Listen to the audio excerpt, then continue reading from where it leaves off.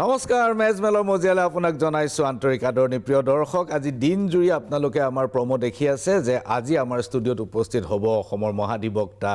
দেৱজিৎ শইকীয়া দেৱজিৎ শইকীয়া আপোনাক ষ্টুডিঅ'ৰ মজিয়ালে আন্তৰিক আদৰণি আপুনি বহুত ব্যস্ততাৰ মাজতো আমাক সময় দিয়াৰ বাবে ধন্যবাদ দেৱজিৎ শইকীয়া পেছাত এজন অধিবক্তা তেওঁ বৰ্তমান অসমৰ এডভোকেট জেনেৰেল আৰু এজন ক্ৰিকেট সংগঠক আগতে প্লেয়াৰ আছিল এতিয়া ক্ৰিকেট সংগঠক দেৱজিৎ শইকীয়া তলৰ পৰা আৰম্ভ কৰিছোঁ গুৱাহাটী স্পৰ্টছ এছ'চিয়েশ্যনৰ সভাপতি সাধাৰণ সম্পাদক দেৱজিৎ শইকীয়া ভাৰতীয় ক্ৰিকেট কণ্ট্ৰল বৰ্ডৰ সাধাৰণ সম্পাদক Devajit Saikia international cricket control বৰ্ডৰ সাধাৰণ ডাইৰেক্টৰ সঞ্চালক মহাধিবক্তা গুৱাহাটী স্পৰ্টছ এছ'চিয়েশ্যন ভাৰতীয় ক্ৰিকেট সংস্থা আন্তৰ্জাতিক ক্ৰিকেট সংস্থা এই গোটেইবোৰ কাম এজন মানুহে কৰে আপুনি সময় কেনেকৈ মিলাই আপোনাৰ প্ৰশ্নৰ উত্তৰটো দিম প্ৰথমতে কওঁ যে মই ধন্যবাদ জনাইছোঁ 2021ত আপুনি মই মহাধিবক্তা হোৱাৰ সময়ত আপুনি মোক নিমন্ত্ৰণ কৰিছিল 18 অক্টোবৰত মই যেতিয়া BCCI জইণ্ট ছেক্ৰেটাৰীলৈ সেইদিনাখনো আপুনি আমন্ত্ৰণ কৰিছিলে আপোনাৰ ভাল আৰু আজি থাৰ্ড টাইম 3 নম্বৰবাৰ আপোনাৰ এই ষ্টুডিঅ'ত আহিছোঁ ষ্টুডিঅ' নতুন ইমান ধুনীয়া এটা পৰিৱেশ দেখি খুব ভাল লাগিছে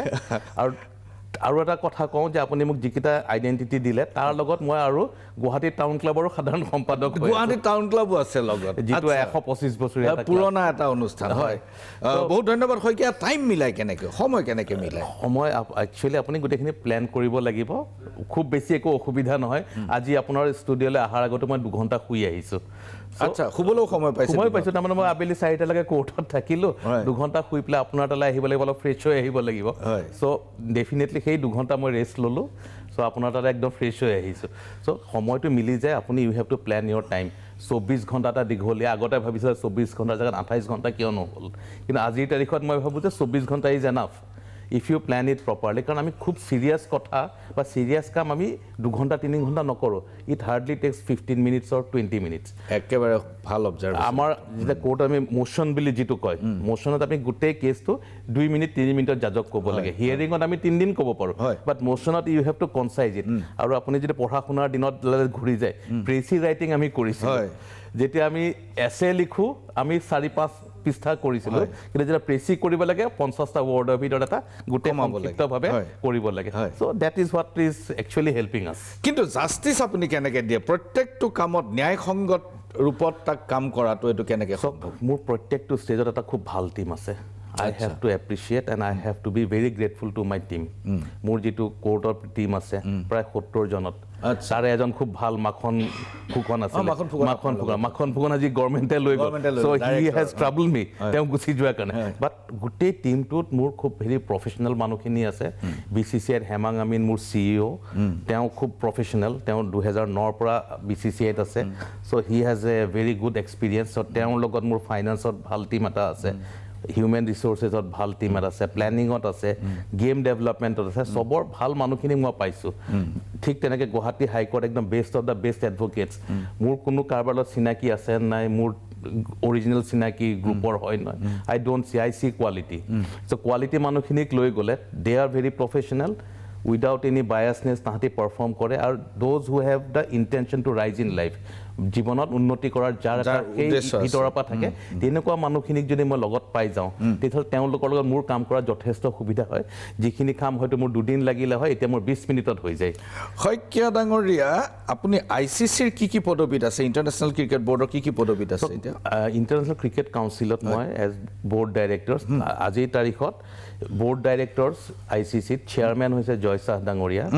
তেখেত হৈছে 1 নম্বৰ তেওঁৰ লগত 12জন বৰ্ড ডাইৰেক্টৰ্ছ থাকে from the taste playing countries প্ৰত্যেকখন দেশৰ আইডাৰ ছেক্ৰেটাৰী নহ'লে প্ৰেচিডেণ্ট বৰ্ড ডাইৰেক্টৰ হয় বা কেতিয়াবা অল্টাৰনেট ডাইৰেক্টৰ এজনো থাকে আৰু তাৰ উপৰি আমাৰ 96 নাম্বাৰছ অফ এফিলিয়েটেড মেম্বাৰ্ছ আছে এফিলিয়েটেড মেম্বাৰ্ছৰ পৰা 3জন পায় so' total 15 numbers of board directors ICCত মেইন কোৰ কমিটি আৰু এই কোৰ কমিটিত 7টা কমিটি আছে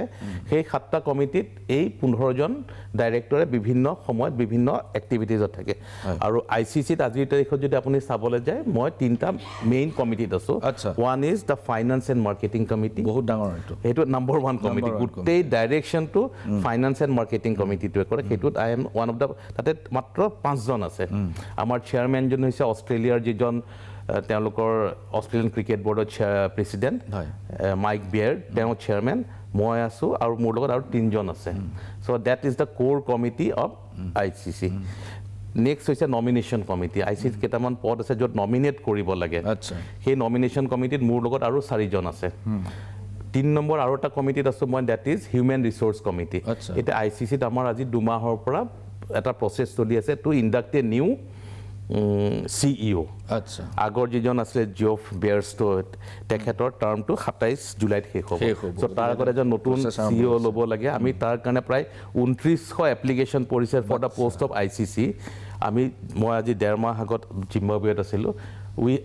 জিম্বাবুৱে নহয় তাৰ আগত ডুবাইত গৈছিলোঁ ডুবাইত আমি ইণ্টাৰভিউ কৰিলোঁ সেই ইণ্টাৰভিউত আমি 2900 এপ্লিকেশ্যনৰ পৰা শ্বৰ্ট লিষ্ট কৰি আহি লাষ্ট 3জনক আমি ফুল লেংথ ইণ্টাৰভিউ লৈছোঁ আৰু এটা ইণ্টাৰভিউত মই নাজানো মই ভাৰতত বহুত ইণ্টাৰভিউ বৰ্ডত আছোঁ কিন্তু এটা ইণ্টাৰভিউ 2 ঘণ্টা 3 ঘণ্টাকৈ আমি চাব লাগে যিকেইজন মেইন মানুহ আৰু মই ভাবোঁ আমাৰ অহা মাহত জুলাইৰ 17ৰ পৰা 20লৈ ছিংগাপুৰত নেক্সট অধিৱেশনখন আছে তাতে আমি তাৰ আগতে আমি এপইণ্টমেণ্টটো দিম so' we are at the final stage of that so' এই থাৰ্ড হৈছে human resource committee so' I am a part of the marketing and finance committee nomination committee আৰু থাৰ্ড হৈছে আমাৰ হিউমেন ৰিচোৰ্চ এই 3টা কমিটিত মই গুৰুত্বপূৰ্ণ কমিটিকেইটাতে আপুনি আছে কাৰণ BCCI has a very major role to play in ICC's activities ICC প্ৰত্যেকটো এক্টিভিটিজত BCCI ৰোলটো কাৰণ ভাৰত এখন পুৰণি ক্ৰিকেটিং দেশ that is not the prime 3 countries according আপুনি যদি গোটেই মিডিয়াখিনিত ফ'ল' কৰে আইচিচি এইটো চাবলৈ গ'লে তেতিয়া দেখিব যে ইণ্ডিয়া ইংলেণ্ড আৰু Australia they are the big brothers others are there so এটা কনফ্লিক্ট চলি থাকে বাট এইবিলাক তেওঁলোকে ডমিনেট কৰে ডমিনেট বুলি মই নকওঁ they are the leaders dominate কৰে বুলি ক'লে অলপ নিগেটিভ হৈ যাব সেইটো নহয় they are the leaders because ক্ৰিকেটটো খুব ভালকৈ চলি আছে অষ্ট্ৰেলিয়া ইংলেণ্ড আৰু ইণ্ডিয়াত নো ডাউট চাউথ আফ্ৰিকা যোৱাকালি আমাৰ পৰহি চেম্পিয়ন হ'ল নিউ সাউথ আফ্ৰিকাক খেলিবলৈ দিয়াও বেছি দিন হোৱা নাই নহয় 1992ত এপাৰ্টহেড হোৱাৰ পিছত আহিছিলে তাৰ পিছত তেওঁলোকে ৰেগুলাৰলি খেলিছে but at the same time আপুনি কিছুমান খুব ফ্ৰণ্ট ৰেংকিং কাণ্ট্ৰি আছে জিম্বাবুৱে বহুত পিছ পৰি গ'ল বাট দে আৰ এগেইন ৰিভাইভিং আৰু সেইটো সময়ত যিটো সময়ত 92ত বাংলাদেশ খেলিব পৰা নাছিলে নাও Bangladesh is a major force Sri Lanka বহুত আগবাঢ়ি আহিলে কাৰণ আমাৰ দিনতে আমি দেখিছোঁ শ্ৰীলংকা কেনেকৈ টেষ্ট প্লেয়িঙৰ ষ্টেটাছ পালে জিম্বাবুৱে টেষ্ট ষ্টেটাছ পালে এতিয়া খুব ভাল পাৰফৰ্ম কৰি আছে হোৱাইট বল ক্ৰিকেটত আফগানিস্তান ফ্ৰণ্ট ৰেংকিং কাণ্ট্ৰি আজিৰ তাৰিখত আপুনি যদি চাই ৱৰ্ল্ড কাপ যিটো হেৰিত হৈছিলে ৱেষ্ট ইণ্ডিজ আৰু ইংলেণ্ডত USA যোৱা বছৰ তাতে Afghanistan was one of the semi final so' new teams R coming আৰু মই ICCত সোমোৱাৰ আগতে ভবা নাছিলোঁ যে চ' মেনি এফিলিয়েটেড কাণ্ট্ৰিজ আৰ দিয়া 96 কাণ্ট্ৰি আমি মোৰ সদায় ভাবোঁ যে কেইখনমান দেশে ক্ৰিকেট খেলে আৰু বাকী চব ফুটবল খেলে 96 countries are fighting tooth and nail to become full member of ICC যাতে তেওঁলোকে টেষ্ট প্লে খেলিব পাৰে so that is a different experience but মই এই 3টা কমিটিত কাম কৰি দেখিলোঁ how professionalism and organization can become এটা অৰ্গেনাইজেশ্যন কেনেকৈ এটা ড্ৰাইভ কৰি লৈ যায় শইকীয়া ডাঙৰীয়া আমি ক্ৰিকেটৰ বিষয়ে পাতিম ঘূৰি আহিছোঁ কাছাৰীলৈ বাপৰে ক্ৰিকেট নিশ্চয় পাতিম কথা হ'ল যে আপুনি হঠাৎ গুৱাহাটী বাৰ এছ'চিয়েশ্যনৰ প্ৰাথমিক সদস্য পদৰ পৰা পদত্যাগ কৰিলে আপুনি পদত্যাগ কৰাৰ কাৰণবোৰ কি আছিল চাওক আজি 1.5 বছৰ 2 বছৰৰ পৰা মই দেখিছোঁ গুৱাহাটী উচ্চ ন্যায়ালয়ৰ যিখন ফুল কোৰ্ট আছে বা গুৱাহাটী উচ্চ ন্যায়ালয় বুলি ক'লে চিফ জাষ্টিছ আৰু তেওঁৰ লগত থকা জাজখিনি দি এটা কমিটি থাকে ফুল কোৰ্ট তেওঁলোকে এটা ডিচিশ্যন ল'লে যে আমাৰ বৰ্তমান যিটো জেগাত হাইকোৰ্টখন আছে তাৰ ইনফ্ৰাষ্ট্ৰাকচাৰ মডাৰ্ণ ৱেত এখন কোৰ্ট ফাংচন কৰিবলৈ যিখিনি দৰকাৰ তাত যথেষ্ট আসোঁৱাহ আছে বা শ্বৰ্টফল আছে যিখিনি ফেচিলিটিজ থাকিব লাগে এতিয়া ধৰি লওক ৰিচেণ্টলি এগৰাকী মহিলা জাজ হেৰি হ'ল এডভোকেট আছিলে তেখেত জাজ হ'ল তেওঁক দিবলৈ তেওঁৰ চেম্বাৰ এটা নাই পোৱা এতিয়া তেওঁক এটা মানে আপোনাৰ টেম্পৰেৰী বেচিছত এটা সৰু ৰুম এটা দি থৈছে চ' আজিৰ তাৰিখত গুৱাহাটী উচ্চ ন্যায়ালয়ত যদি আপুনি চাওঁ 2-3 বছৰৰ পৰা যে হাইকোৰ্টৰ infrastructure is deficient in many factors আমাৰ নতুন এডভোকেট হওক বা এক্সিষ্টিং এডভোকেটখিনিয়ে হওক আজি প্ৰায় যদি আপুনি বাৰ এছ'চিয়েশ্যন টোটেল মেম্বাৰশ্বিপ চাই বা প্ৰেক্টিচিং এডভোকেট চাই 3,000 পৰা 5,000 আছে 5,000 মান মেম্বাৰশ্বিপ এক্টিভ এডভোকেট 2,000 পৰা 3,000 আছে তেওঁলোক বহিব পৰা জেগা নাই হাৰ্ডলি 500 জনক ক'ৰবাত একমোডেট কৰি থৈ দিছে ছেইম ৱেত আমাৰ হাইকোৰ্টৰ আজিৰ তাৰিখত প্ৰত্যেকজন এডভোকেটৰ প্ৰায় সকলৰ গাড়ী আছে তেওঁলোকে পাৰ্কিং কৰিবলৈ জেগা নাপায় হাইকোৰ্টৰ ৰেজিষ্ট্ৰিত প্ৰায় 1000 এমপ্লয়িজ আছে আজিকালিতো জানে যে চবেই গাড়ীখন এফৰ্ড কৰিব পাৰে কোনোবাই এনে আৰ্গুমেণ্ট চেকত কৈ যে চবৰতো গাড়ী নাই that cannot be an argument তেনেকুৱা আৰ্গুমেণ্ট মই শুনি থাকোঁ কিন্তু আপুনি ধৰক যে 1000 এমপ্লয়িজ 800 গাড়ী আছে 400 জনে গাড়ী আনিলেও বহুত হয় 400 আনিলেও গাড়ী হেৰি আছে জাজ কিজনৰ আছে জাজ কিজনৰ লগত তেওঁলোকৰ ছিকিউৰিটি এস্কৰ্ট পাইলটছ আছে এই গোটেই আমি যদি গোটেই ছিষ্টেমটো চাওঁ আজিৰ তাৰিখত যদি আপুনি লতাশিল ফিল্ডৰ ওচৰত গোটেই পৰিৱেশটো চাই আপুনি যদি দিনৰ 10:30 বজাত যায় এখন গাড়ী তাতে পাৰ্ক কৰিবলৈ জেগা নাপায় হাইকোৰ্টৰ কেম্পাছটোৰ ভিতৰত হাৰ্ডলি 100-150 গাড়ী ইমানো নোসোমায় আপুনি যদি গৈছে নিশ্চয় দেখিব যে ভিতৰত নধৰে গোটেই ৰাস্তাটোত ব্লক কৰি থৈ দিয়ে আৰু গোটেই উজান বজাৰ area Latasil area Ambari area আপোনাৰ এইটো আমাৰ যিটো হেৰি আছে উগ্ৰতাৰা মন্দিৰৰ ৰাস্তা গোটেই ৰাস্তাবোৰ block because of high court advocates car parking প্ৰত্যেকটো জেগাত আমাৰ অসুবিধা হৈ আছে মোৰ পাৰ্চনেলি একো অসুবিধা নাই মই টাউন ক্লাবত আছোঁ মোৰ টাউন ক্লাবত মোৰ পাৰ্কিং স্পেচ এটা আছে গোটেই লাইফ মই পাই থাকিম হয় সেইটো কাৰণে ইণ্ডিভিজুৱেলি মই কথা চোৱা নাই আমাৰ এডভোকেটখিনিয়ে না পাৰ্কিং পায় না এডভোকেটছ যিখিনি ৰেগুলাৰ প্ৰেক্টিছ কৰি আছে and those who are newcomers তেওঁলোকেও বহিবলৈ জেগা এটুকুৰা নাপায় জাজখিনিৰ কাৰণে চেম্বাৰৰ শ্বৰ্টফল হৈ গ'ল মই আপোনাক এটা কথা কওঁ সেইটো কথা আগতে কেতিয়াও কোৱা নাছিলোঁ আছাম এডভোকেট জেনেৰেলৰ এটা ডাঙৰ লাইব্ৰেৰী আছিল আগতে এই লাইব্ৰেৰীটো ধৰি লওক হাইকোৰ্ট 1948ত হৈছিলে ফখৰুদ্দিন আলী আহমেদহঁত এডভোকেট জেনেৰেল আছিলে সেই সময়ৰ পৰা লাইব্ৰেৰীটো মেইনটেইন কৰিছে আৰু গোটেই কিতাপখিনি মই যদি চাওঁ ইভেন 1895 মানৰ কিতাপখিনি আছে তাৰ পৰা 19th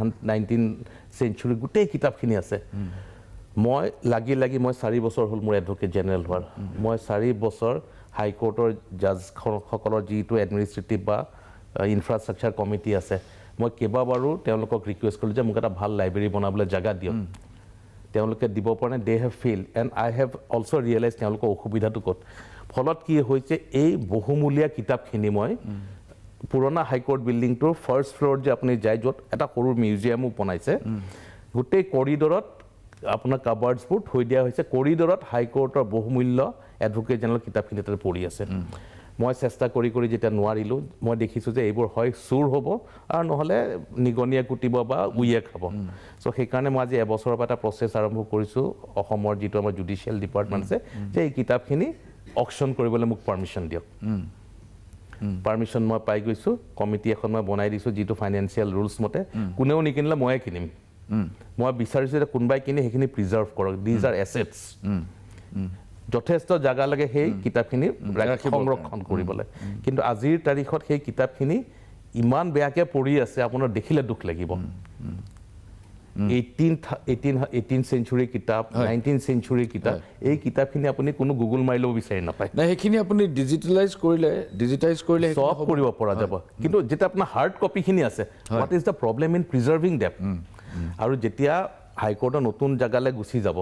ডেফিনেটলি মোৰ one of the request will be that to the high court committee বা অসম চৰকাৰৰ যিটো কমিটি গুৱাহাটী উচ্চ ন্যায়ালয়ৰ লগত জড়িত হৈ আছে তেওঁলোকক ক'ম যে এটা এডভোকেট জেনেৰেলৰ এটা অফিচ দিয়ক অফিচটোতো থাকিবই বাট এটা লাইব্ৰেৰী জাজেছ লাইব্ৰেৰী আছে জাজেছ লাইব্ৰেৰীত সেই পুৰণা কিতাপবোৰ নাপাব আপুনি নাই আপুনি মূলতঃ আপুনি হাইকোৰ্ট মই কিহৰ কাৰণে ডিজাইন দিলোঁ সেইটো আপুনি ইয়াতে সুধিব খুজিছে চ' মই দেখিলোঁ যে আজি 1.5 বছৰ 2 বছৰৰ পৰা এটা সংঘাত চলি আছে বৰ্তমান যিখন হাইকোৰ্টৰ কমিটি আছে এইখন কমিটিৰো সংঘাত তাৰ আগৰ কমিটিখনৰো সংঘাত চলি আছে কিন্তু আপুনি প্ৰেক্টিকেলি চালে দেখিব যে shifting is the only way out ক'ত কৰিছে ডাঙৰ কথা নহয়, ৰংমহলত গৈছে নে বৰাগাঁৱত গৈছে নে আপুনি চাংচাৰীত গৈছে নে মিৰ্জাত গৈছে নে ৰহালে গৈছে নে গোৱালপাৰালৈ গৈছে, বাট ইয়াতে সেই জেগাখিনি congested, it has lost his force. ইয়াতে ইমান এটা চেচুৰেশ্যন পইণ্ট আহি গৈছে, ইয়াতে আৰু এক্সপানশ্যনৰ কোনো জেগা নাই। এতিয়া কেজুৱেলি কৈ দিয়ে যে আৰু 3টা মহলা কিয় নবনায়, 3টা মহলা কিয় নবনায় মই আগতে নাজানিছোঁ। এতিয়া মই খবৰ কৰি চালোঁ, যেতিয়া 2004 তাৰিখত 2004 চনৰ আগষ্ট মাহৰ 13 নে 14 তাৰিখত এই নতুন বিল্ডিংটোৰ ফাউণ্ডেশ্যন ষ্টোন লে কৰিছিলে। সেইখিনি সময়ত আমাৰ ইণ্ডিয়াৰ যিজন ল মিনিষ্টাৰ আছিলে আৰু তৰুণ গগৈ ডাঙৰীয়া অসমৰ চিফ মুখ্যমন্ত্ৰী আছিল, তেখেতে ফাউণ্ডেশ্যন ষ্টোন লে কৰিছিলে। 2004 চনত এই ফাউণ্ডেশ্যন ষ্টোন কৰা ঘৰটো, য'ত এটা সময়ত আমাৰ হাইকোৰ্টৰ জাজ এজনৰ কোৱাৰ্টাৰ আছিলে, সেইটো তাতে এইখিনি জেগাত নতুন হাইকোৰ্টৰ NXC বিল্ডিংটো বনালে। আৰু সেইটো কেতিয়া ফাংচন হ'ল, লাষ্ট উইক অফ 2013। চ' 2004ত ফাউণ্ডেশ্যন, আগষ্ট মাহত ফাউণ্ডেশ্যন 9 বছৰ লগাৰ পিছত এটা বিল্ডিং আৰু এটা কমপ্লেক্স বনাওঁতে 9 বছৰ লাগিছে। চ' এতিয়াৰ পৰা যদি আমি প্ৰচেষ্টা কৰি ক'ৰবালৈ লৈ যাব পাৰোঁ হাইকোৰ্টলৈ, তেতিয়াহ'লে এইটো হওঁতেও 7 বছৰ 8 বছৰ লাগিব। আৰু সিমান দিন যে আমি ৰৈ থাকোঁ, তেতিয়াহ'লে যিবোৰ ওচৰৰ জেগা আছে সেইবোৰ আমাৰ নোহোৱা হৈ যাব। তেতিয়া হয়তো আমি বহুত দূৰলৈ যাবগৈ লগা হ'ব পাৰে। আপোনাৰ এই যিহেতু সংঘাতটো, এই সংঘাতটোত মই এটা হ'ল, মই মোৰ অফিচিয়েল পজিশ্যনৰ পৰা মই ষ্টেট গভৰ্ণমেণ্টে যিহেতু গুৱাহাটী উচ্চ ন্যায়ালয়ৰ ফুল কোৰ্টৰ কমিটিয়ে ৰিকুৱেষ্ট কৰিছে অসম চৰকাৰক যে আমাক মাটি এটুকুৰা দিয়ক, আমি চিফ্ট কৰিব খুজিছোঁ। তেওঁলোকৰ 2022ত ৰিজলিউশ্যন হৈছিলে। পিছৰ কমিটিকেইখনে কেনেকৈ আগৰ ৰিজলিউশ্যনছকেইটা অভাৰৰুল কৰিছে মই নাজানো, কিন্তু 2022তে এটা ডিচিশ্যন লোৱা হৈছিলে গুৱাহাটী উচ্চ ন্যায়ালয়ে, যেতিয়া ডিষ্ট্ৰিক্ট কোৰ্টখন বৰাগাঁৱলৈ লৈ যাব খুজিছিলে। এতিয়া উচ্চ ন্যায়ালয়ৰ যিখন বাৰ এছ'চিয়েশ্যন, য'ৰ পৰা মই ৰিজাইন দিছোঁ, তেওঁলোকে ডিচিশ্যন ল'লে যদি গোটেইকেইটা কোৰ্ট তালৈ গুচি যায় আমাৰ কোনো আপত্তি নাই, যিকোনো জেগালৈ যায়। চ' তেনেকুৱা এটা ডিচিশ্যন কেনেকৈ ছাবচিকুৱেণ্ট কমিটিকেইটাই প্ৰপাৰ ডিছকাশ্যন হৈছে নাই, অভাৰঅল ৰিভিউ কৰিব সদায় পাৰে, ন' ডাউট, লিগেলি পাৰ্মিচিবল। কিন্তু তেওঁলোকে সেইটো, আৰু গুৱাহাটী উচ্চ ন্যায়ালয়ে যেতিয়া ফুল কোৰ্টে ডিচিশ্যন লৈছিলে, সেই জাজমেণ্টটো, সেই ৰিজলিউশ্যনটো বেছ কৰি পেলাই তেওঁলোকে ডিচিশ্যনবোৰ লৈছিলে। আৰু অসম চৰকাৰক ৰিকুৱেষ্ট কৰিলে অসম চৰকাৰে এখন কমিটি বনাই দিলে, হাই পাৱাৰ্ড কমিটি। কমিটিত এডভকেট জেনেৰেল দেৱজিৎ শইকীয়া হিচাপে নহয়, এডভকেট জেনেৰেল ইজ অলছ', তাতে চিফ ছেক্ৰেটাৰী,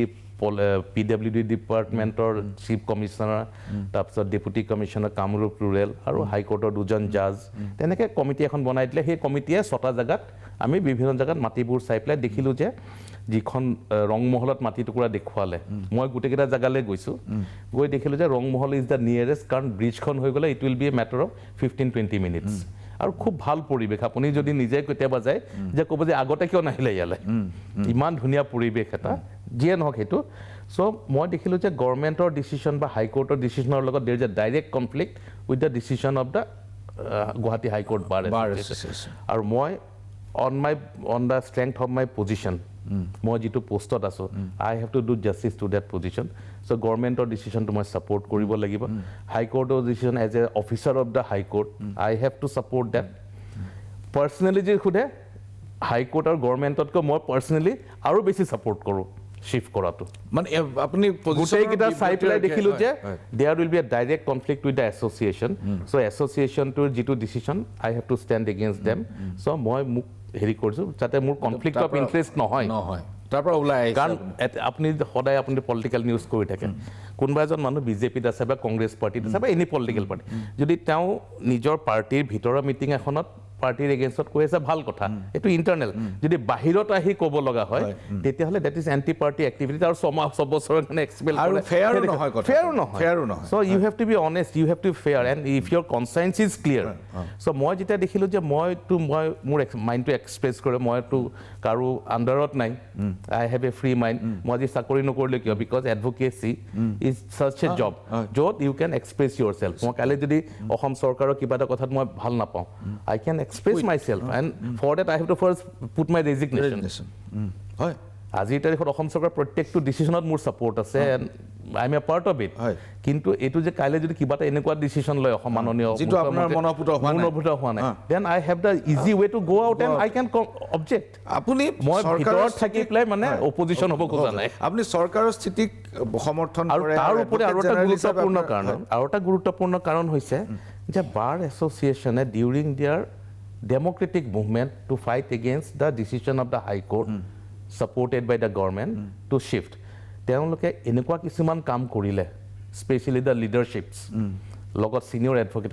হাইকোৰ্টৰ জাজক গালি পৰা আৰম্ভ কৰিলে মুক্তভাৱে। এইটো মই আহিম এই আৰু হাইকোৰ্টৰ চবকে ডিচিশ্যনত এগেইনষ্টত কোৱা হ'লে, চিফ মিনিষ্টাৰ এগেইনষ্টত কোৱা হ'ল, that is not acceptable. Everybody has a right to democratically object, but they cannot hit anybody below the belt and they have to follow the democratic norms. এতিয়া মোক আপুনি এইটো কথা কওক যে আপুনি যেতিয়া এডভকেট জেনেৰেল হিচাপে বাৰ কাউন্সিলৰ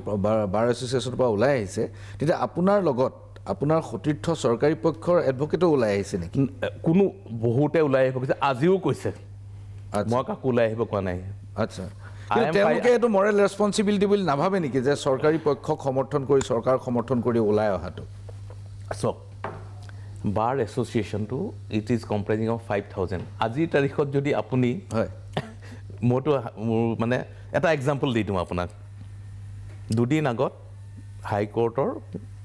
বাৰ এছ'চিয়েশ্যনে কিবা ফাউণ্ডেশ্যন ডে পাতিছিলে। আগতে সেই ফাউণ্ডেশ্যন ডেত মইতো সদায় থাকোৱেই। অল জাজেছ আৰ প্ৰেজেণ্ট অল এলং। মই এবাৰ ফাউণ্ডেশ্যন ডে মই লেকচাৰ দিছিলোঁ। ধন্যবাদ, নমস্কাৰ আপোনাক জনাইছোঁ। চ' আপুনি পৰহিৰ যিখন ফাউণ্ডেশ্যন ডে হৈছিলে, কেইজন জাজ উপস্থিত থাকিলে, কেইজনক চিফ গেষ্ট হিচাপে মাতাৰ পিছত ৰিজেক্ট কৰিলে, আৰু কিমানজন এডভকেট প্ৰেজেণ্ট আছিলে। মই নাম্বাৰটো মোৰ লগত আছে। আজি ৰাতিপুৱা যেতিয়া মই কোৰ্টত গৈছিলোঁ, সোমবাৰ হৈছিলে নে, এইটো আই থিংক ফ্ৰাইডে হৈছিলে, আচ্ছা, লাষ্ট ফ্ৰাইডে হৈছিলে। চ' আপুনি কেইজন এডভকেট হেৰি হৈছিলে, অপেনিং ফাংচনটো 1.5 ঘণ্টা ডিলে কৰিব লগা হৈছে, কেইটামান মানুহ আহক, আমি কেনেকৈ জাজৰ এবছলিউট নন কোঅপাৰেশ্যন বা whatever I do not know', but যিটো মই দেখি আছোঁ যে আগতে সেইটোত চিফ জাষ্টিছৰ পৰা আৰম্ভ নাই, মই নিজে 6 বছৰ 7 বছৰ আগত মই নিজে লেকচাৰ দিছোঁ, ফাউণ্ডেশ্যন ডে লেকচাৰ। জাষ্টিছ এ কে সিং আছিলে, চক তেখেত নিজে আছে, জাষ্টিছ হৃষিকেশ ৰয় সেই সময়ত প্ৰেজেণ্ট আছে। All জাজেছ, all জাজেছ। মই নিজে এভৰিবডি ৱেইটছ যে 13 জুনটো কোনদিনাখন আহে, উই চেলিব্ৰেট। তাৰপিছত এটা হেৰি হয়, এনেকুৱা হয় যে ফাংচনখন হ'ল, চেলিব্ৰেশ্যন হ'ল, তাৰপিছত গান বাজনা হ'ল, ডিনাৰ হ'ল, ভেৰি নাইচ কালচাৰেল ফাংচন। কিন্তু এইবাৰ খুব সীমিত পৰ্যায়ত, সীমিত মানে আপুনি 1983 ইলেকশ্যনৰ লগত তুলনা কৰিব। বহুত ধন্যবাদ। এইখিনিতে লৈছোঁ ক্ষণিক সময়ৰ বাণিজ্যিক বিৰতি। চাই থাকিব মেজমেল। ঘূৰি আহিছোঁ মেজমেলৰ মজিয়ালৈ, আৰু মেজমেলত আজি উপস্থিত মহাধিবক্তা দেৱজিৎ শইকীয়া। দেৱজিৎ শইকীয়া ডাঙৰীয়া, আপুনি 2জন জ্যেষ্ঠ অধিবক্তাৰ বিৰুদ্ধে আদালত অৱমাননাৰ গোচৰ তৰিছে, 3গৰাকীৰ বিৰুদ্ধে কৰিছে। তাৰে ভিতৰত 2জন জ্যেষ্ঠ অধিবক্তা অনিল কুমাৰ ভট্টাচাৰ্যী আৰু জ্যেষ্ঠ অধিবক্তা KN চৌধুৰী, কমল নয়ন চৌধুৰী। এতিয়া আপুনি কৈছে যে তেওঁলোকে আদালত অৱমাননা কৰিছে। আদালত অৱমাননা যদি কৰিছে, জ্যেষ্ঠ অধিবক্তা কেইজনে আদালত অৱমাননাৰ সময়ত আদালতে নিজে সুমোটো কেছ কৰিব পাৰিলেহেঁতেন,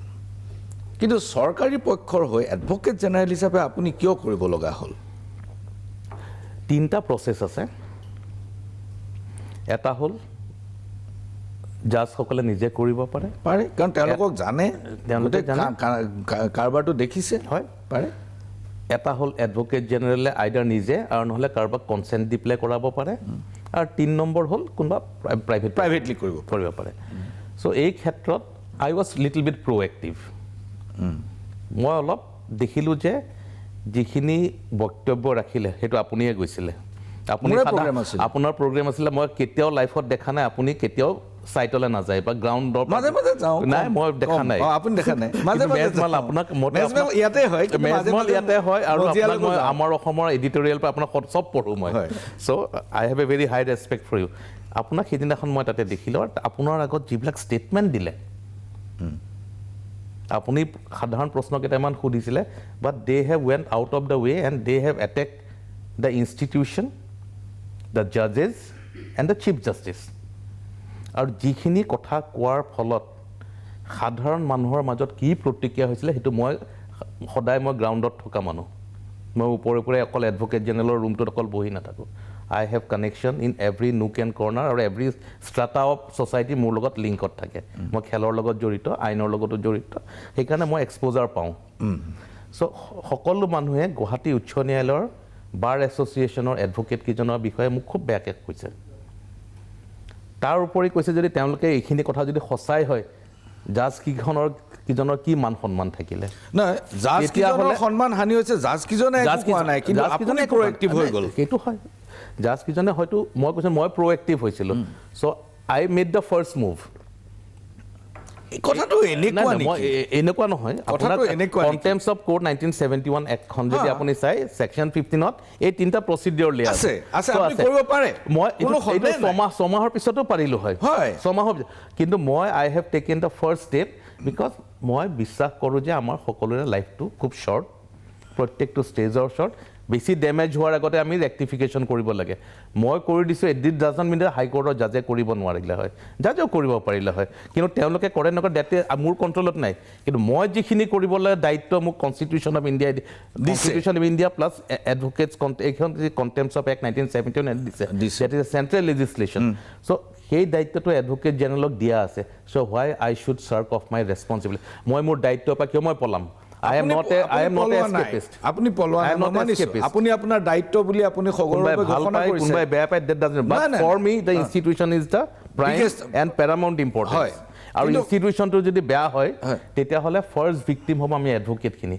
আমাক ক্লায়েন্টে সন্মান নকৰা হৈ যাব ইনষ্টিটিউচনৰ অৱক্ষয় ঘটিছে মই এইটোৱে প্ৰথম কথা আপোনাৰ মুখত এইটো শুনি মোক খুব বেয়াও লাগিছে আৰু ভালো লাগিছে যে হয় তেনেকুৱা ধৰণৰ ষ্টেটমেণ্ট দিয়াৰ কাৰণে অৱক্ষয় হৈছে নহয় ইনষ্টিটিউচনৰ ভাৰতীয় জুডিচিয়াৰী অৱক্ষয় সম্পৰ্কে মই ক'ব কেইবাজনো উচ্চতম ন্যায়ালয়ৰ মুখ্য ন্যায়াধীশে সম্পৰ্কত এটা ডিবেটেবল ইছ্যু কিন্তু শইকীয়া ডাঙৰীয়া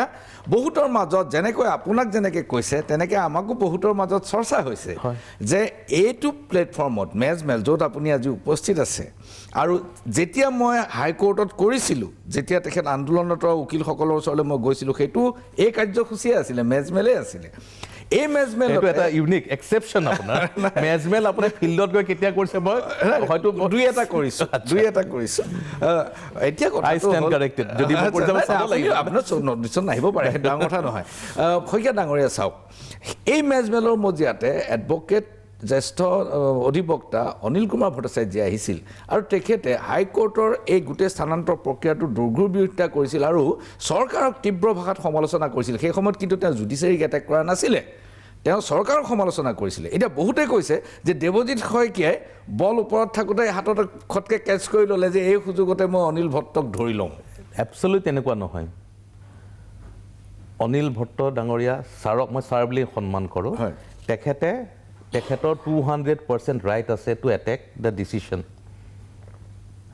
প্ৰত্যেকটো বস্তু ডেম'ক্ৰেটিক ৱেত ডিগনিফাইড ৱেত কৰিব পাৰে বাট কোনো এজন advocate nobody is beyond the system তেওঁ ইণ্ডিভিজুৱেল এজন জাজক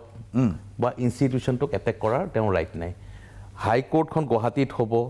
নে ৰংমহলত হ'ব নে হেৰিত হ'ব ৰহাত হ'ব নে গোৱালপাৰাত হ'ব নে মিৰ্জাত হ'ব চবতে নিজৰ মতামত থাকিব মোৰো মতামত থাকিব পাৰে মোৰ পাৰ্চনেলি যদি সোধে মোৰ মতামত বেলেগ হ'ব পাৰে কিন্তু যেতিয়া এটা ইনষ্টিটিউশ্যন এটা ডিচিশ্যন লয় আৰু যিটো competent authority high court means the chief justice and his জাজেছ নাই ফুল বেঞ্চে ষ্টেক হোল্ডাৰৰ লগত আলোচনা নকৰাকৈ কৰিবলৈ কোনো দৰকাৰ নাই ন আপোনাৰ 1948ৰ অৰ্ডাৰখন সেইখন অৰ্ডাৰতে লিখা আছে chief justice is the sole authority and chief justice has the right to include his puisne জাজেছ তেওঁৰ লগত যিকেইজন জাজ আছে তাতে কোনো ধৰণৰ কোৱা নাই না এতিয়া আমাৰ এতিয়া কেইটা এছ'চিয়েশ্যন আছে এতিয়া চাওক এনেকুৱা এটা মৰ্মাৰিং ওলাইছে যে চিফ মিনিষ্টাৰে নিজে উদ্যোগ লৈ পেলাই চিফ জাষ্টিছক কনভিন্স কৰিছে ন তেনেকুৱা এইটো chief minister is on the defensive situation এতিয়া যেতিয়া এই ডিচিশ্যনটো গভৰ্ণমেণ্টে ছাপৰ্ট কৰিলে the burden will come to the government আজি 1000 কোটিৰ পৰা 1200 কোটি টকা গভৰ্ণমেণ্টে এৰেঞ্জ কৰিব লাগিব অন্য ডিপাৰ্টমেণ্টৰ ফাণ্ড আনিব লাগিব বা চেণ্ট্ৰেলক ৰিকুৱেষ্ট কৰি ফাণ্ড আনিব চিফ মিনিষ্টাৰটো নিজক বেল মুজেমাৰ কৰি ল'লে এক্সেপ্ট অসম গভৰ্ণমেণ্টে নৰ্মেলে কি হয় এনেকুৱা এটা ৰিকুৱেষ্ট আহিলে গৈ ধৰ্ণা কৰিব লাগিল হয় আমাৰ উকিলখিনি ইয়াত দিছপুৰত যে আমাক এটা ভাল হাইকোৰ্ট দিয়ক আজি মাননীয় মুখ্যমন্ত্ৰী যিহেতু তেওঁ এজন নিজে এডভকেট আছিলে he has a very roaring practice তেখেত দীঘলীয়া সময় আৰু এই তেওঁ কেইদিনমানতে ৰিজাইন দিয়ে তাৰ আগতো মই ৰিজাইন দিয়াৰ দুদিন আগত তেওঁৰ আৰু মোৰ এই গোটেই বছৰৰ পইচাটো আমি দি থৈছিলোঁ so' we are part and parcel of that association অন্য সময়ত কি হ'ল হয় এছ'চিয়েশ্যনে গৈ ধৰ্ণা দিব লাগিলে যেনেকৈ আপোনালোকে সদায় কৈ থাকে নহয় যে অসমে প্ৰত্যেকটো ৰিফাইনেৰী পাবলৈ ধৰ্ণা দিব লাগে ভাষা আন্দোলনত ধৰ্ণা দিব লাগে এতিয়া অসম চৰকাৰে ছাপৰ্ট কৰিছে এইটো ভালহে পাব লাগিছিল অনলি বিকজ এইজন চিফ মিনিষ্টাৰ যিজনে এক্টিভ এডভোকেট আছিলে আমাৰ বহুত এডভোকেট আছে যিকেইজন চিফ মিনিষ্টাৰ হ'ল but they were not practicing lawyers so' এই চিটুৱেশ্যনটো আজি ইমান এটা ধুনীয়া কম্পজিশ্যন হ'ল যে হাইকোৰ্টেও বিচাৰিছে গভৰ্ণমেণ্টেও ছাপৰ্ট কৰিছে আৰু গভৰ্ণমেণ্টে ৰিস্ক লৈছে যে 1000 পৰা 1200 কোটি টকা উলিয়াই পেলাই এইটো কৰি দিম এইটো এটা ডাঙৰ বাৰ্ডেন কোনো এনেকুৱা এটা ৰিস্ক নলয় এইটো খুব একচুৱেলি এইটো গোটেই বস্তুটো মিছফায়াৰ হ'ল এইটোত একচুৱেলি এপ্ৰিচিয়েট কৰিব লাগিছিল আৰু গভৰ্ণমেণ্টক ধন্যবাদ দিব লাগিছিল আমাৰ বাৰ এছ'চিয়েশ্যনে অন্য বাৰ এছ'চিয়েশ্যন হ'লে ইনফেক্ট মইতো গোটেই ৰিপৰ্ট পাই থাকোঁ নহয় সুপ্ৰিম কোৰ্টত যিকেইজন লয়াৰে ছিনিয়ৰ লয়াৰে এই কথাবিলাক শুনিছে তেওঁলোকে কৈছে হাইকোৰ্টৰ বাৰ এছ'চিয়েশ্যনৰ কি ৰাইট আছে এইবিলাকত সোমাবলৈ this is a exclusive domain of supreme court and the high court supreme কোৰ্টতো তেনেকুৱা এটা ইনচিডেণ্ট হৈছিলে but they are the stakeholders don't you agree stakeholders for different purpose administration of justice and delivery of justice দুটা বেলেগ বস্তু administration of জাষ্টিছত ক'ত high court হ'ব কেইজন জাজ হ'ব হাইকোৰ্টৰ বাৰ এছ'চিয়েশ্যনক সুধি কেইজন জাজ হ'ব সোধে নেকি কোন জাজ হ'ব হাইকোৰ্ট বাৰ এছ'চিয়েশ্যনৰ অপিনিয়ন লয় নেকি নলয় there are different segments different verticals of judicial delivery so' য'ত এডমিনিষ্ট্ৰেশ্যন অফ জাজ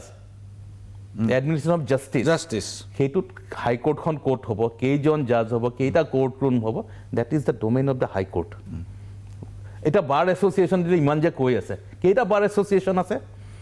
আজিৰ তাৰিখত গুৱাহাটী হাইকোৰ্টত দুটা হাইকোৰ্ট বাৰ এছ'চিয়েশ্যন আছে কাইলৈ যদি মই 3 নম্বৰ এটা খুলি দিওঁ আপুনি 4 নম্বৰ এটা খুলি দিয়ে 10টা বাৰ এছ'চিয়েশ্যন হৈ যাব চবৰ অপিনিয়ন লোৱা সম্ভৱ নেকি সেইকাৰণে কনষ্টিটিউশ্যন মেকাৰ্ছ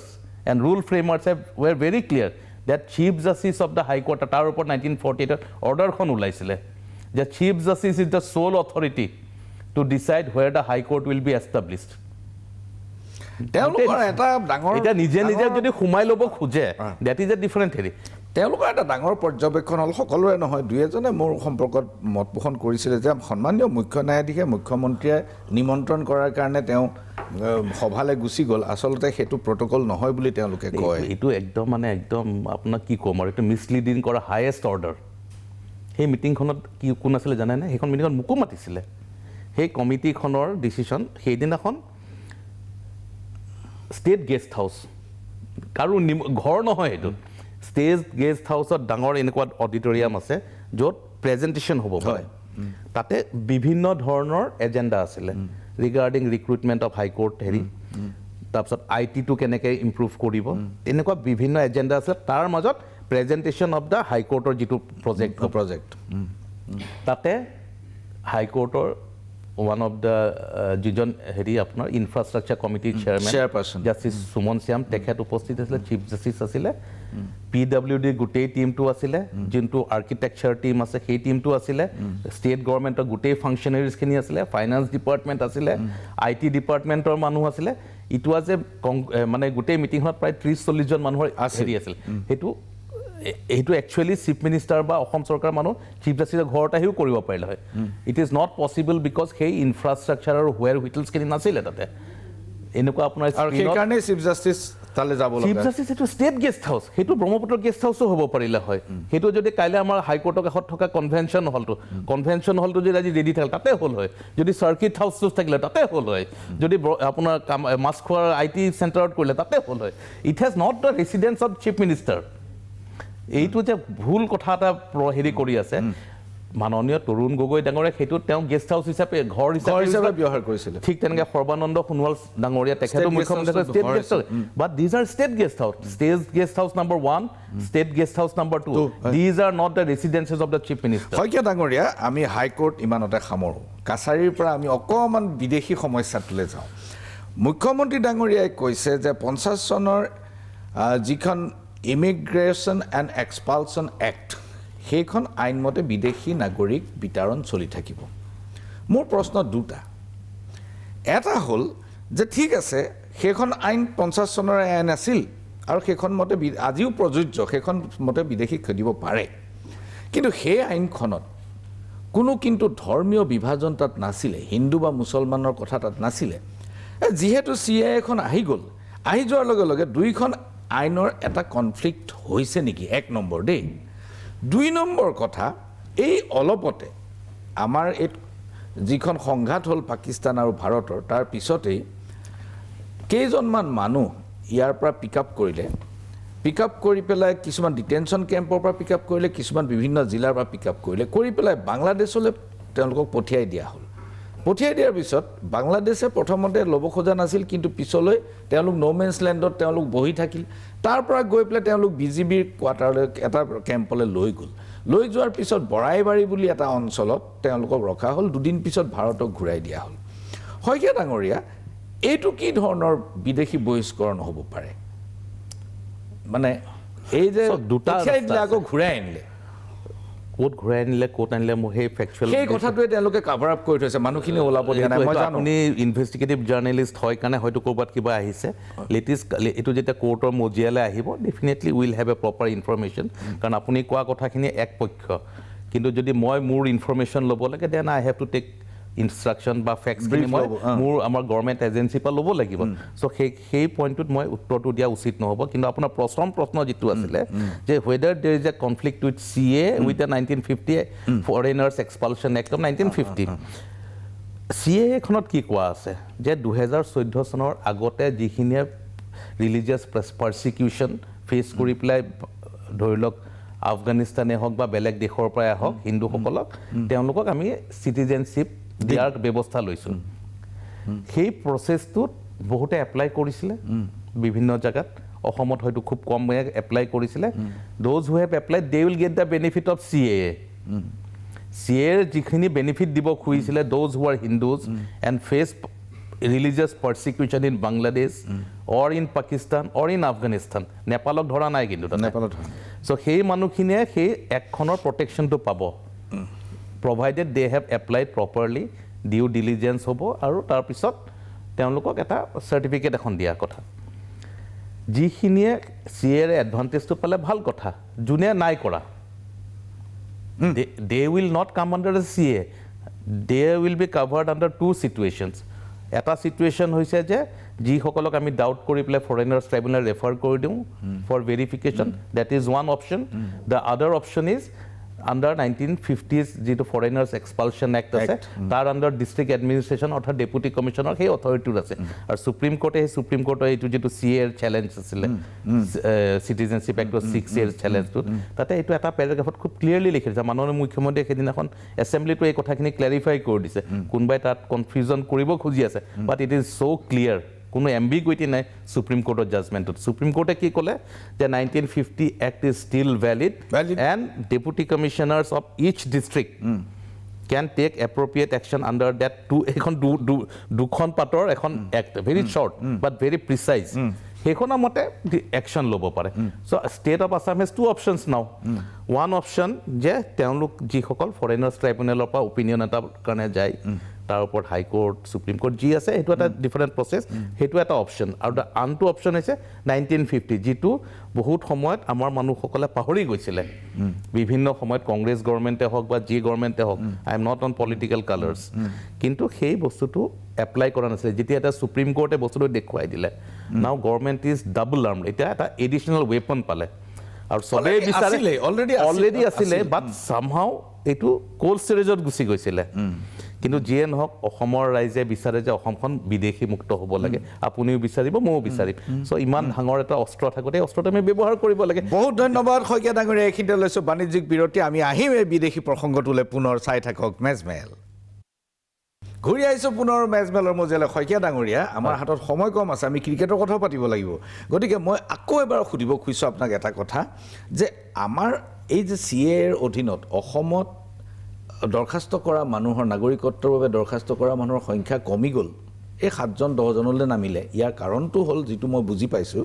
যে বহুতেই তাৰমানে NRCত এপ্লাই কৰি থোৱা আছে ইণ্ডিয়ান বুলি। গতিকে তেওঁলোকে আকৌ বাংলাদেশৰ পৰা অহা বুলি প্ৰমাণ কৰিবলৈ কেতিয়াও নাযায় কোনো কাগজ পত্ৰ লৈ। এই মানুহখিনি তাত ফচি আছে, যিটো কোট আন কোট ফচি থকা শব্দটো মই ব্যৱহাৰ কৰিছোঁ। এতিয়া কথাটো হ'ল, মুখ্যমন্ত্ৰীয়ে কৈছে NRC অৰ ন' NRC কথা নাই, আমি 51ৰ এক্ট মতে আমি এক্সপাইল কৰিব পাৰোঁ, কাৰেক্ট। আপুনিও আপোনাৰ পইণ্টত কাৰেক্ট, চিফ মিনিষ্টাৰ তেখেতৰ পইণ্টত কাৰেক্ট। কিন্তু আমাৰ অসমৰ ৰেফাৰেঞ্চত আপুনি 71 চনৰ পিছৰ মানুহখিনিহে এক্সপেল কৰিব পাৰিব। সেইখিনি মানুহ যাচাই কৰাৰ কাৰণে, সেইখিনি মানুহ বাছি উলিওৱাৰ কাৰণে আপোনাৰ হাতত এই মুহূৰ্তত ইনষ্ট্ৰুমেণ্টটো কি? এই ট্ৰাইব্যুনেলবিলাক ৰিচেণ্টলি যিটো সুপ্ৰিম কোৰ্টে অৰ্ডাৰ দিলে ছেকশ্যন 6A চেলেঞ্জত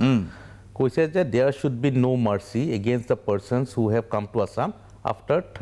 31st March 1971 সেইখিনিৰ ওপৰত কোনো মাৰ্চি হ'ব নোৱাৰে supreme court very reluctantly allowed 71 as the cut off year আপুনি যে গোটেই জাজমেণ্টটোৰ টেনৰটো পঢ়ে সেইটো পাব আৰু 71ৰ পিছত কোনো ধৰণৰ দয়া মমতা নথকাকৈ একশ্যন ল'বলৈ দিছে চ' আছাম গভৰ্ণমেণ্টৰ হাতত এটা অস্ত্ৰও তুলি দিলে সুপ্ৰিম কোৰ্টে যে এইখন 1950 এক্সপালশ্যন এক্টখন এতিয়া আপুনি যিটো কৈ আছে যে এনআৰচিখন চাৰ্টিফিকেট নেকি চিটিজেনশ্বিপ নট নেসেসারিলি কিন্তু but on top of that state of Assam has also' filed a revision petition যে 20% হওক 10% হওক আকৌ ৰিভেৰিফিকেশ্যন হওক কিন্তু so' it is still in a fluid situation নহয় কিন্তু শইকীয়া ডাঙৰীয়া অভিজিৎ শৰ্মাই এটা বিবৃতি দিছে তেখেতে কৈছে যে এনআৰচি সম্পৰ্কত কোনো এতিয়া গোচৰ কোনো নিষ্পত্তি হ'বলৈ নাই এতিয়া সুপ্ৰিম কোৰ্টে যেতিয়া 71 চনক ভিত্তি বছৰ হিচাপে ঘোষণা কৰিছিল তেতিয়াই কৈ দিয়া হ'ল যে এনআৰচিৰ পুনৰীক্ষণ সম্ভৱ নহয় এই কথাটো সঁচা নেকি সেই বস্তুটো যিহেতু এতিয়াও পেণ্ডিং হৈ আছে ৰিভিজন পিটিশ্যন কেইখন যিকেইখন ইণ্টাৰলিকুটৰী এপ্লিকেশ্যন দিছে য'ত আমি কিছুমান ডিষ্ট্ৰিক্টত 10% কিছুমানত 20% আমি ৰিকুৱেষ্ট কৰিছোঁ আৰু বেলেগ অনুষ্ঠানো কৰিছে হয়তো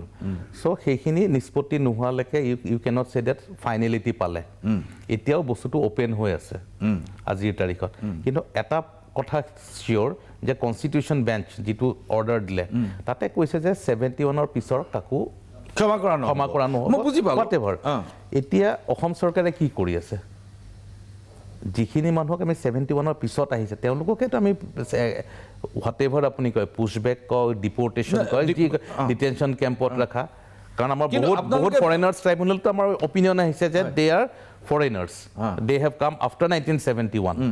চ' তেনেকুৱা ধৰণৰ মানুহখিনিৰ লগত আমি একশ্যন লৈ আছোঁ এতিয়া 33,000 তেনেকুৱা মানুহ আছে ডিক্লেয়াৰ্ড ফৰেনাৰ মোৰ যিটো ডাটা এছেম্বলিৰ পৰা লৈছোঁ মই এই 33,000 মানুহ আপুনি বাহিৰ কৰিবৰ কাৰণে কিবা একশ্যন প্লেন আপুনি গম পাইছে নেকি চাওক আমাৰ limited role we have to identify and we have to give সেইটো চেণ্ট্ৰেল গভৰ্ণমেণ্টৰ ৰোল আহিব ডিপৰ্টেশ্যনৰ পাৰ্টটোত চ' মই অসম চৰকাৰৰ হয় বা অসম চৰকাৰে এটা লিমিটলৈকে যাব পাৰে দিজ আৰ মাল্টি নেশ্যনেল আৰু ইণ্টাৰনেশ্যনেল ইছ্যুজ চ' সেই পাৰ্টটো চেণ্ট্ৰেল গভৰ্ণমেণ্টে আপোনাক ক্লিয়াৰলি ক'ব পাৰিব আৰু এইটোৰ ওপৰত যেতিয়া এটা ৰিচেণ্টলি এটা কেছ চলি আছিলে জাষ্টিছ ওক আৰু জাষ্টিছ উজ্জ্বল ভূঞা কোৰ্টত তাতে এইবিলাক ডিচিশ্যন হৈছিল তাতে কিছুমান কোৰ্টত মই থাকোঁতেও কৈছে যে আমেৰিকাই যেনেকৈ আমাৰ মানুহক হাত বনি বান্ধি পঠিয়াই দিয়ে আমি কিয় নাই কৰা অ'পেন কোৰ্টত এইবিলাক ডিছকাশ্যন হৈছে এইবিলাক ডেলিবাৰেশ্যনত ওলাইছে চ' অসম চৰকাৰটো এতিয়াও বা ভাৰত চৰকাৰ এতিয়াও বহুত মৰমীয়ালে হৈ আছে এই চিটুৱেশ্যনটোত আমি we have to be aggressive at one point of time USA যিটো কৰিছে তেওঁলোকৰ নিজৰ দেশখনৰ কাৰণে ভাৰত চৰকাৰে বা অসমেও এইটো এটা সময়ত কৰিব লাগিব বাট এতিয়ালৈকে আমি এটা ছিষ্টেমৰ মাজেদি গৈ আছোঁ আমাৰ ইয়াতে এতিয়াও it is not a banana Republic মই এইটো কোৱা নাই যে আমেৰিকা যে বেনানা ৰিপাব্লিক কিন্তু অসমে এতিয়াও বা ভাৰতে এতিয়াও আমাৰ যিখিনি এক্সিষ্টিং ল ইন ফ'ৰ্চ আছে এক্সিষ্টিং ল ইন প্লেচ আছে সেইখিনি ফ'ল' কৰি আমি একশ্যনবোৰ লৈ আছোঁ কোনো ধৰণৰ ইয়াতে ভায়লেশ্যন হোৱা নাই আমেৰিকাৰ সকলো নাগৰিকক আমি বা যিকোনো দেশে ল'বলৈ বাধ্য হৈছোঁ কাৰণ সেই মানুহবোৰ আচলতে ইলিগেলি তাত প্ৰৱেশ কৰাটো সঁচা 1 নম্বৰ 2 নম্বৰ সেইবিলাক আমাৰ দেশৰ মানুহ হয় এতিয়া বাংলাদেশলৈ যিবোৰ মানুহ পঠাই দিয়া হ'ল সিদিনাখন তেওঁলোকে বাংলাদেশত কাকো চিনি নাপায় তেওঁলোকৰ কাকো কোনো কণ্টেক্ট নাই এইটো আপুনি কিহৰ বেচিছত কৈছে মই নাজানো বাট সেই মানুহখিনিয়ে নিশ্চয় বাংলাদেশৰ এড্ৰেছ দিছে তেওঁলোকৰ গাঁৱৰ ইয়াৰ আগলৈকে বাংলাদেশৰ ডিপৰ্ট হৈ আছে বাংলাদেশৰ এজেঞ্চিয়ে তেওঁলোকৰ এক্সটাৰ্নেল এফেয়াৰ্ছ মিনিষ্ট্ৰী এজেঞ্চিয়ে ইয়াত বাংলাদেশে কেতিয়াও Bangladesh is playing A different অলপ ডুবিয়াছ ৰ'ল এটা প্লে কৰি আছে আপুনি যদি অলপ ভালকৈ এনালাইচিছ কৰে দেখিব যে য'ত বাধ্য হয় তেওঁলোকে এডমিট কৰে য'ত বাধ্য নাই তাত আমাৰ চিটিজেন নহয় বুলি কয় যিবিলাকৰ পাছপৰ্টৰ ভেলিডিটি শেষ হৈছে বা যিবিলাক সঁচাকৈ ক'ত আপুনি পাছপৰ্ট পাব এইবিলাক মানুহৰ এইবিলাক যেতিয়া কাটাতাৰ পাৰ হৈ বা আমাৰ যিবিলাক আমাৰ পোৰাছ বৰ্ডাৰ দি সোমাইছে কোনো তেওঁলোকৰ কাৰো লগত ভিজাও নাই পাছপৰ্টো নাই দে মাষ্ট বি কামিং ফ্ৰম চাম ইণ্টেৰিয়ৰ ভিলেজেছ অফ বাংলাদেশ চ' তেওঁলোকৰ মুখৰ কথাতে ওলাব লাগিব গোটেই কথাখিনি চ' আপুনি কোনো ভেৰিফিকেশ্যন কৰাৰ কাৰণে ডকুমেণ্টছ নাপায় তেওঁলোকৰ আৰু কোনে উলিয়াই দিব বাংলাদেশৰ ডকুমেণ্টখন আপোনাৰ আগত নাই কিন্তু ইয়াৰ আগলৈকে যোৱা বছৰো যোৱা 2024 265জন বাংলাদেশলৈ ঘূৰাই পঠোৱা হৈছে ইমান আমাৰ ফিগাৰটো কিমান ডাঙৰ এনআৰচিতে আপোনাৰ দেখোন আপুনি 33 এনআৰচিত কিমান ওলাল 19 লাখ নোৱাৰি লোৱা জানো চ' এই 265জন অমুকটো এইবিলাক চব ঠিক আছে but now we are on a aggressive mode এতিয়া এটা মিছন মোডত গৈছে অসম চৰকাৰ এই পুছবেক যেটো কৰিছে প্ৰত্যেক ডিস্ট্ৰিক্টৰ থ্ৰু ডেপুটি কমিশনাৰ পুছবেকতো কোনো প্ৰব্লেম নাই বাই ইনভোকিং দ্য 1950s এক্ট পুছবেকতো কোনো আইনৰ প্ৰয়োজন নাই সেইটোৱে কাৰণ ঘটনা তেওঁলোক সোমাব খুজিছে আমি সেইটোতো অনাৰেবল সুপ্ৰিম কোৰ্টে আমাৰ চকুটো খুল খুৱাই দিলে অনাৰেবল সুপ্ৰিম কোৰ্টে judgment pushback and result is what and result হৈছে অসমখন বিদেশী মুক্ত কৰিব লাগে চ' পুছবেকে কৰক প্ৰপাৰ ডিপৰ্টেশ্যন কৰক যি কৰে বাট এণ্ড অফ দ্য ডে অসমখন আমি ভাৰতীয় নাগৰিকেৰে ভৰি থাকিব লাগিব শইকীয়া ডাঙৰীয়া ক্ৰিকেটলৈ ঘূৰি আহক আচ্ছা এইখিনিতে বাণিজ্যিক বিৰতি এটা ল'ব লাগিব তাৰপিছত আমি পাতিম ক্ৰিকেটৰ কথা আৰম্ভ কৰোঁ ক্ৰিকেটৰ কথা ক্ৰিকেট এতিয়া অসমত ক্ৰিকেট ইনফ্ৰাষ্ট্ৰাকচাৰ আপুনি বহুতখিনি উন্নতি কৰিবলৈ চেষ্টা কৰি আছে এইটো সকলোৰে চকুত পৰিছে আপোনাৰ ৭-৭ এই কথাটো স্বীকাৰ কৰিব যে আমিনগাঁৱত যিখন ষ্টেডিয়াম বনাইছে সেইখন প্ৰায় আন্তৰ্জাতিক মানে মানদণ্ডৰ সাংঘাতিক ষ্টেডিয়াম হৈছে ক্ৰিকেটৰ 22ৰ পৰা 25 নৱেম্বৰলৈকে ইয়াত টেষ্ট মেচ হ'ব যিটো গুৱাহাটীত সেইটো একেবাৰে নতুন কথা এটা আৰু টেষ্ট মেচো হ'ব ভাৰত আৰু দক্ষিণ আফ্ৰিকাৰ মাজত দক্ষিণ আফ্ৰিকা চেম্পিয়ন ICC চেম্পিয়ন এই বছৰৰ এই টেষ্ট মেচৰ কাৰণে গুৱাহাটী ষ্টেডিয়াম মনোনীত হোৱাটো এইটো এটা আপোনাৰ কথা যে আপুনি কি ধৰণে এই কথাটো পৰ্যবেক্ষণ কৰে 2 নম্বৰ কথা এইবাৰ বিৰাট কোহলি ৰোহিত শৰ্মা এই টিমত নাই ইংলেণ্ডত যি টেষ্ট মেচ খেলিবলৈ গৈছে এই টেষ্ট টিমটোত কিন্তু বিৰাট কোহলি ৰোহিত শৰ্মা নাই আৰু আপুনি শুভমন গিলক কেপ্টেইন পাতি পেলাই এটা নতুন এক্সপেৰিমেণ্ট কৰিছে এইটোৰ পৰা আপুনি কি এক্সপেক্ট কৰে কি আশা কৰে 5খন খেল খেলিব প্ৰথম প্ৰশ্নটোৰ উত্তৰ দিওঁ যে অসমত ইনফ্ৰাষ্ট্ৰাকচাৰ হ'ল টেষ্ট মেচৰ হেৰি হ'ল আৰু ইয়াৰ কাৰণে যিটো পৰিৱেশ আমি অসমীয়া পালোঁ অসমৰ ক্ৰীড়া প্ৰেমীসকল বা ক্ৰীড়া এনথুচিয়াষ্টিকসকল বা ক্ৰীড়া গোটেই ইক'চিষ্টেমটো খুব লাকি যে অসমৰ বৰ্তমান মুখ্যমন্ত্ৰী ডক্টৰ হিমন্ত বিশ্ব শৰ্মা আৰু তাৰ আগত যিজন মুখ্যমন্ত্ৰী আছিলে সৰ্বানন্দ সোণোৱাল এই দুইজন তেওঁলোকে নিজেও খেলা ধূলা কৰিছিলে আৰু খেলক খুব ভাল পায় এই দুজন হোৱাৰ কাৰণে অসমৰ এটা নতুন ক্ৰীড়াৰ পৰিৱেশ গঠন হ'ল 2016 পৰা 2021 মাননীয় মুখ্যমন্ত্ৰী সেই সময়ৰ আজিৰ কেন্দ্ৰীয় মন্ত্ৰী সৰ্বানন্দ সোণোৱাল ডাঙৰীয়া আৰু 2021 মে মাহৰ পৰা ডক্টৰ হিমন্ত বিশ্ব শৰ্মা আছিলে এই দুজনে যথেষ্ট আমাক সহায় কৰিলে এইটো কোনো ক্ৰেডিট মোৰ বা এছ'চিয়েশ্যনৰ নহয় এই মাননীয় মুখ্যমন্ত্ৰী দুইজনে অসমৰ স্পৰ্টছ ইনফ্ৰাষ্ট্ৰাকচাৰ ডেভেলপমেণ্ট কৰাৰ লগতে প্ৰত্যেকটো ইছ্যু এটা IPL হওক টেষ্ট মেচ হওক এনি আদাৰ এক্টিভিটিজ তেওঁলোকৰ টেচিট ছাপোৰ্ট নহ'লে এইবিলাক হোৱাৰ সম্ভৱ নহয় ষ্টেট গভৰ্ণমেণ্টৰ ছাপোৰ্টটো এটা মেজৰ এডভান্টেজ যেতিয়া আমি অসমৰ দাবীবোৰ আমি নেশ্যনেল লেভেল হওক ইণ্টাৰনেশ্যনেল লেভেল হওক আমি যেতিয়া দাবীবোৰ উঠাওঁ বা উত্থাপন কৰোঁ তেতিয়াহ'লে ষ্টেট গভৰ্ণমেণ্টৰ এই ছাপোৰ্টে আমাক যথেষ্ট সহায় কৰে আৰু সেইকাৰণে আমাৰ ইয়াতে IPL 2020তে আমি পাইছিলোঁ ক'ভিডৰ সময়ত ক'ভিডৰ কাৰণে সেইটো গোটেই ভাৰততে নহ'ল 2020ত ডুবাইলৈ গুচি গ'ল 2021-22ৰ পৰা আমি ৰেগুলাৰলি IPL পাতি আছোঁ আৰু বিভিন্ন সময়ত বিভিন্ন টুৰ্ণামেণ্ট পাতিছোঁ খেলো ইণ্ডিয়াৰ পৰা আৰম্ভ কৰি IPL T20 ODI আৰু বহুত আন্তৰ্জাতিক আমি ফুটবল টুৰ্ণামেণ্টো অসমত পাতিছোঁ চ' মই তেওঁলোকক ধন্যবাদ জনাইছোঁ তেওঁলোকৰ নেতৃত্বত অসম চৰকাৰৰ পৰা যিটো ছাপোৰ্ট পালোঁ অসম ক্ৰিকেট সন্থাই তাৰ কাৰণে চিৰকৃতজ্ঞ আৰু তাৰ কাৰণে আমাৰ কামবোৰ কৰি যোৱাত বহুত যথেষ্ট সহায় হ'ল ইয়াতে কোনো পাৰ্চনেল ক্ৰেডিটৰ কথা নাই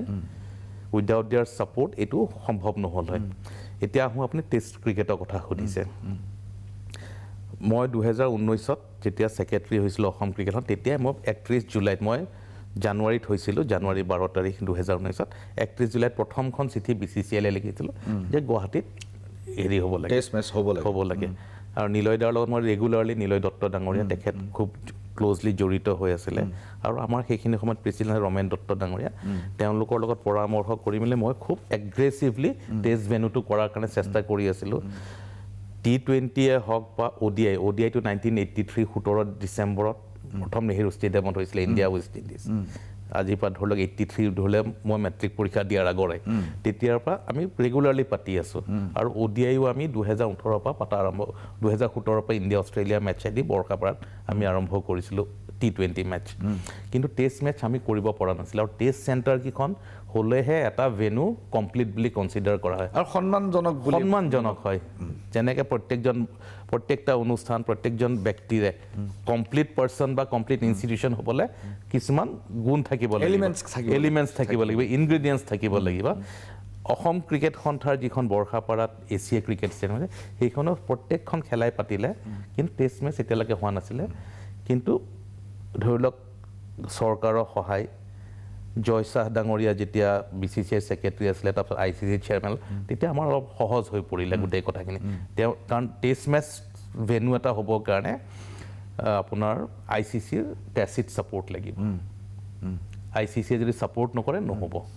কাৰণ সেইখন টেষ্টটো খুব বেছি ইম্পৰ্টেঞ্চ দিয়ে কেতিয়াও আপুনি চাব যে যেতিয়া সাউথ আফ্ৰিকা পৰহি দিনাখন champion so that is the ultimate championship যেনেকৈ উইম্বলডনখন গ্ৰাণ্ড শ্লেমৰ ওপৰত একদম বেষ্ট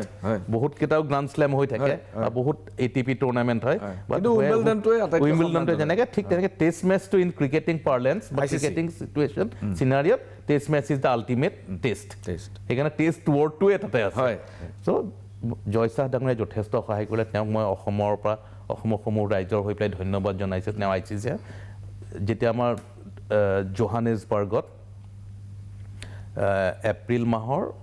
10 পৰা 15 আমাৰ এখন কনভেনশ্যন হয় তাতে মই সেই মিটিঙত কথাবিলাক উলিয়াইছিলোঁ আৰু তাতে মই ছাপোৰ্টটো লৈ পেলাই তেতিয়া এপ্ৰুভেল হৈ গ'ল তাৰপিছত মই এনাউন্সমেণ্টটো কৰিলোঁ এটা আহি আৰু এতিয়া অহা মাহত আকৌ 17 পৰা 20 জুলাইলৈ আকৌ ছিংগাপুৰত নেক্সট কনভেনশ্যন আছে বাট ইন দ্য মিন টাইম আমাৰ টেষ্টৰ ভেনুটো এপ্ৰুভ হৈ গ'ল আৰু আটাইতকৈ ভাল কথা যে আজি চেম্পিয়ন টেষ্ট দলটোৱে ভাৰতৰ লগত গুৱাহাটীৰ বৰ্ষাপাৰাত 22 নৱেম্বৰৰ পৰা 26 নৱেম্বৰ 2025ত প্ৰথমবাৰৰ কাৰণে অসমত এখন টেষ্ট মেচ খেলিব চ' when you are playing the champion test team তাৰ এটা ভেলু এডিশ্যন হৈছে তাৰ কাৰণে এইটো ভগৱানকো ধন্যবাদ জনাওঁ মা কামাখ্যাৰো আশীৰ্বাদ থাকিব লাগিব নহ'লে এনেকুৱা এটা পৰিৱেশ জিম্বাবৱেৰ লগত বা বেলেগ এখন টেষ্ট প্লেয়িং জিম্বাবৱেৰ আজি টেষ্ট খেলি আছে এতিয়া বাকী ধৰক এখন ল' লাইং টেষ্ট কাণ্ট্ৰিৰ লগতো খেলিব পাৰিলে হয় কিন্তু যেতিয়া আমি চেম্পিয়ন দলটোৰ লগত ভাৰতে টেষ্ট এখন খেলিব তাৰ গৰিমাটো বহুত ওপৰলৈ গুচি যাব শইকীয়া ডাঙৰীয়া বাংগালোৰত যিটো ট্ৰেজেডি হ'ল এইটো সকলোৰে বাবে বৰ দুখজনক ঘটনা আৰু আপুনি এখন কমিটিও কৰি দিছে এই ট্ৰেজেডিটো এনকুৱাৰী কৰিবৰ কাৰণে মই নাজানো ইনকুৱাৰী ৰিজাল্ট কি আহিব বা কি হ'ব সেইটো ভৱিষ্যতে ক'ব কিন্তু মোৰ 1 নম্বৰ কথাটো হ'ল যে ODIৰ কাৰণে আমি যথেষ্ট দৰ্শক পাওঁ এদিন মেচ চাবলৈ আমাৰ বহুত দৰ্শক আহে কিন্তু টেষ্ট মেচত আমি সিমান সংখ্যক দৰ্শক পাম নে নাপাম 1 নম্বৰ 2 নম্বৰ বৰ্ষাপাৰা ষ্টেডিয়ামৰ ছেফটি ইছ্যুজবিলাক আপুনি চাইছেনে ভালকৈ এই কথাটো মানে কাৰণ বাংগালোৰে বহুত শিকনি দিলে আমাক বাংগালোৰৰ এইটো এটা এবেৰেশ্যন নৰ্মেল যিটো হয় বাংগালোৰত কেই তাৰিখে ঘটনাটো হৈছিলে 4 জুন 3 জুনত ফাইনেলখন ক'ত হৈছিলে আহমেদাবাদৰ কেপাচিটি হৈছে 1,32,000 খুব সুচাৰুৰূপে হৈ গ'ল স্মুথলি খেলখন হৈ গ'ল তাতে আমি ৱৰ্ল্ড কাপৰ ফাইনেলখন পাতিছিলোঁ 2023 চনত ইণ্ডিয়া অষ্ট্ৰেলিয়া ফুল হাউচ ভাৰতৰ বিভিন্ন জেগাত IPL হৈ আছিলে 23 মাৰ্চৰ পৰা আমি 74 মেচেছ কৰিছোঁ ক'ৰবাত তেনেকুৱা এটা ঘটনা হ'ল নেকি কোনো জেগাত তেনেকুৱা ঘটনা হোৱা নাই অসমত কিমান আমি খেল পাতিলোঁ ইডেন গাৰ্ডেনত কিমান খেল পাতিলোঁ চেন্নাইৰ আমি চেপকত পাতিছোঁ চিন্নাস্বামী ষ্টেডিয়ামত পাতিছোঁ দিল্লীৰ অৰুণ জেটলি ষ্টেডিয়ামত পাতিছোঁ যিবোৰ জেগাতে আমি BCCI খেলা পাতে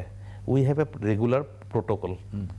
বৰ্ষাপাৰাত আপুনি মোক প্ৰশ্নটো এইটো মই একেলগে উত্তৰটো দিছোঁ বৰ্ষাপাৰাত যেতিয়া আমি খেল এখন পাতোঁ তাৰ 15 দিন 20 দিন আগত মাননীয় মুখ্যমন্ত্ৰীয়ে সদায় এখন মিটিং দিয়ে আৰু য'ত প্ৰত্যেকটো এজেঞ্চি আহে তাতে Police department, fire brigade, everything, disaster management. We have 3-4 rounds of meeting. Our WhatsApp group kori play. Gute monitoring khini hoy. Disaster management eta gute jate fires gute system to place ot ase nai. Emergency hole keneke gate ki khono sabi to code maribo ki koribo. Every minute detail. 3-4 layers of security rings thake. Ei gute khini okol Borkhaparat nohoy.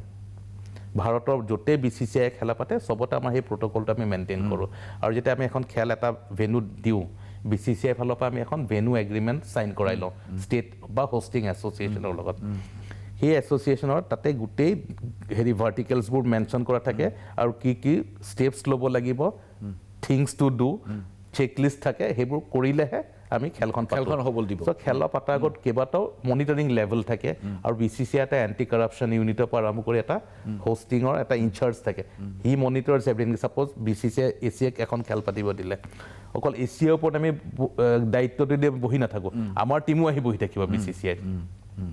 and that is present in every venue of BCCI এতিয়া আমি IPL খেলখন পাতিলোঁ প্ৰত্যেক বছৰে এটা winner হয় যোৱা বছৰ কলিকতা হৈছিলে KKR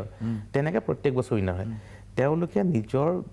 ভেনুটোলৈ গৈ পেলাই তেওঁলোকে কেনেকৈ চেলিব্ৰেট কৰে আপুনি চেবাই মেট্ৰিক পৰীক্ষা পাতিছে আপোনাক ষ্টেণ্ড কৰিলে আপোনাক চাৰ্টিফিকেটখন দিলে আপুনি ঘৰত গৈ কেনেকৈ চেলিব্ৰেট কৰিব সেইটোৰ ওপৰত চেবাৰ কণ্ট্ৰল নাথাকে চাৰ্টিফিকেটখন দিয়াৰলৈকে দায়িত্ব থাকে ঠিক তেনেকৈ